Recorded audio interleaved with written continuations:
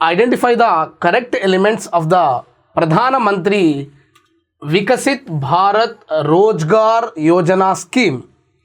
ప్రధానమంత్రి వికసిత్ భారత్ రోజ్గార్ యోజన పథకంలో సరైన అంశాలను గుర్తించండి. This scheme was announced in the union budget 2026 and 27. This scheme is being implemented by 2 departments. This scheme provides incentive to new employees and employer.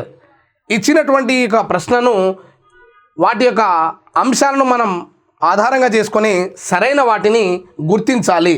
ఇచ్చినటువంటి ఆప్షన్లో ఈ పథకాన్ని 2026-27లో కేంద్ర బడ్జెట్లో ప్రకటించారు. ఇది తప్పు.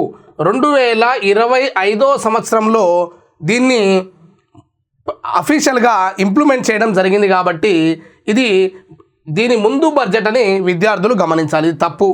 ఈ పథకాన్ని 2 విభాగాలుగా అమలు చేస్తున్నారు. అవును, ఈ యొక్క పథకం ఏదైతే ఉందో ఈ పథకాన్ని ఉద్యోగ భాగం మరియు యాజమాన్య